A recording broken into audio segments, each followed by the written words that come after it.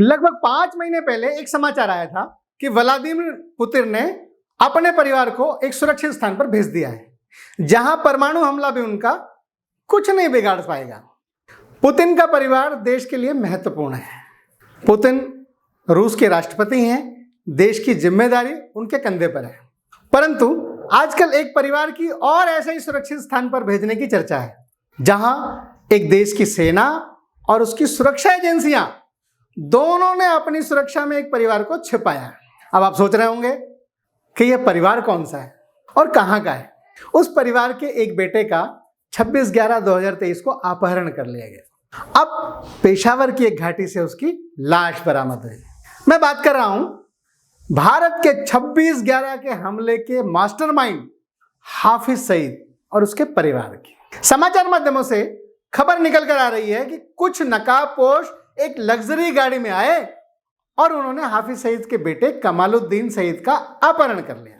इस खबर से पूरे पाकिस्तान में हड़कंप मच गया। वहां की सुरक्षा एजेंसी ISI और वहां की सेना दोनों ने मिलकर भी अब तक कोई सुराग नहीं लगा पाई है। सारी दुनिया में पाकिस्तानी सेना और ISI की बेइज्जती ना हो, इसलिए उन्होंने गुप्त तरीके से कमालुद्दीन सईद का अंतिम संस्कार कर दिया। पूरे परिवार को, जिसमें हाफिज सईद की पत्नी इदरीश, बेटा तलहा सईद, शोएब इस्माइल, बेटी सुमैया, इन सभी को किसी सुरक्षित स्थान पर भेज दिया गया। अब पूरे पाकिस्तान में हड़कंप मच गया है। ISI और सेना के द्वारा पाकिस्तान में जितने भी आतंकवादी हैं सबको अंडरग्राउंड कर दिया गया। मौलाना मसूद अजहर तो पहले से ही अंडरग्राउंड है। पाकिस्तान के उर्दू अखबारों की माने तो वह हाफिज सईद, जिसके ऊपर 10 मिलियन का इनाम अमेरिका ने घोषित किया, वह अब बहुत परेशान है। पाकिस्तान के गृह मंत्री ने कहा इसके पीछे रॉ का हाथ है। उनका बयान बड़ा वायरल हो रहा है। भारत सरकार ने हाफिज सईद के इन दोनों बेटों तलहा सईद और कमालुद्दीन सईद को पहले से ही मोस्ट वांटेड आतंकवादी घोषित किया हुआ है। तलहा सईद और कमालुद्दीन सईद का मुख्य काम लश्कर तैयबा के लिए फंड इकट्ठा करना है। ईद और बकरीद के मौके पर यह विशेष रूप से इस काम के लिए धन इकट्ठा करते हैं, आतंकवाद को बढ़ाते हैं। पिछली बकरीद के मौके पर इन्होंने केवल बकरे की खाल से ही 3000 करोड़ से भी ज्यादा का चंदा इकट्ठा कर लिया था। तलहा सईद पर दिसंबर 2019 में भी एक हमला हुआ था जिसमें जामिया मस्जिद में वह भाषण देने जा रहा था। तब एक बम विस्फोट से हमला हुआ था, लेकिन उसमें वह बाल बच गया। उसके अलावा उस विस्फोट में 4 लोग मारे गए थे। जौहर टाउन में हाफिज सईद के घर के पास भी एक ऐसा ही हमला हुआ जिसमें 10 से 12 गाड़ियों को बम से उड़ा दिया गया। उसमें 5 लोग मारे गए, लेकिन हाफिज सईद बाल बच गया। तब भी पाकिस्तान के गृह मंत्री ने रॉ का नाम लिया था और यह कहा था कि यह सब आतंकवादी गतिविधियां रॉ करवा रही है। 24 दिसंबर 1999 को एक भारतीय विमान को हाईजैक कर लिया गया था। ये सब आपको ध्यान में होगा ही। इस हाईजैकिंग में पाकिस्तान के जहूर मिस्त्री का नाम आया था।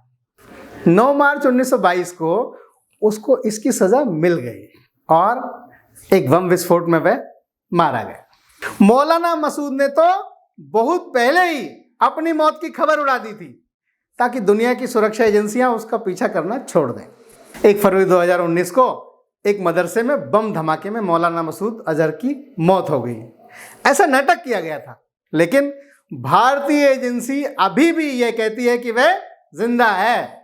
हाफिज सईद का भतीजा मोस्ट वांटेड मुफ्ती कैसर फारूक को बेरहमी से मार दिया गया। ARI उर्दू अखबार की माने तो उसने लिखा कि कैसर फारूक अपनी सुहागरात मनाने की तैयारी कर रहा था और उसकी बेरहमी से हत्या कर दी। उसे चौक पर दौड़ा कर गोलियों से भून दिया गया। यह हाफिज सईद का बहुत ही करीबी और विश्वास पात्र था। कराची में अबू बकर मदरसे का इमाम मुफ्ती कैसर फारूक इस मदरसे में पढ़ाता भी था और उसकी मैनेजमेंट भी देखता था। 2 बाइक सवार लोगों ने हत्या कर दी उसकी। उसको कराची से डेरा गाजी जाना था। डेरा गाजी का टिकट उसकी जेब में था। जहां उसको गोलियां लगी वहां से 9mm की पिस्टल के खोखे मिले हैं।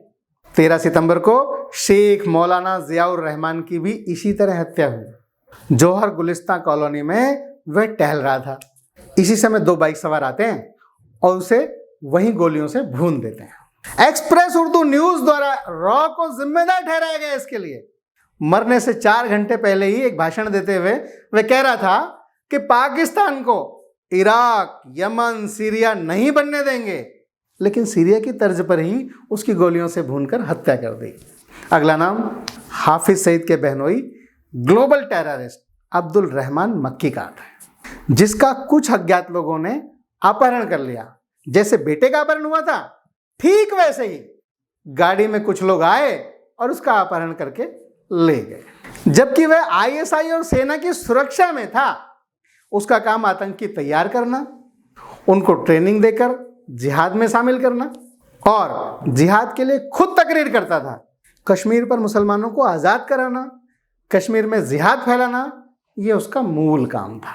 इन सारी घटनाओं से हाफिज सईद और दाऊद इब्राहिम, ये दोनों दुर्दांत आतंकवादी, इन दोनों को मौत का डर सता रहा है। लेकिन जहां पाकिस्तान चिल्ला चिल्ला कर ये कह रहा है कि इसमें रॉ का हाथ है, देश के ज़्यादातर लोग भी यही मानते हैं कि भारत की खुफिया विभाग के लोग ऐसा कर रहे हैं और इसमें वो प्रसन्नता भी जाहिर कर रहे हैं। लेकिन मैं देश का ध्यान एक दूसरी तरफ दिलाना चाहता हूं। ये मेरा व्यक्तिगत विचार है कि जहां पाकिस्तान हाथ में कटोरा लेकर अपने मित्र राष्ट्रों के पास जा रहा है और वहां की जनता एक बोरी आटे के लिए आपस में ही एक दूसरे को मार रही है, अराजकता का माहौल इस स्तर तक पहुंच गया है।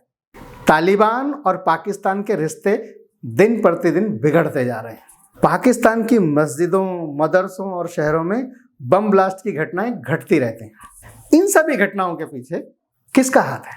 अगर वहां के लोकल न्यूज़पेपर की बात करें तो यह सब तालिबान कर रहा है, तो फिर भारत अपने सिर पर ऐसा इल्जाम क्यों लेगा?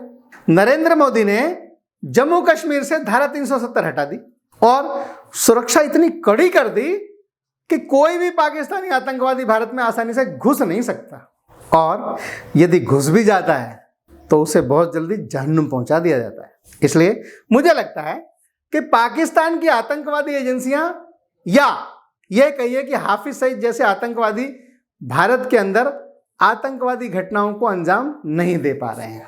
इसलिए आईएसआई बूढ़े आतंकवादियों को स्वयं ही निपटा रहा है, या उसको कमजोर करके धीरे धीरे समाप्त कर दिया गया। और दूसरी तरफ सारी दुनिया को यह मैसेज भी दिया जाएगा कि पाकिस्तान आतंकवाद को बढ़ावा नहीं देता, ना आतंकवादियों की सुरक्षा करता है।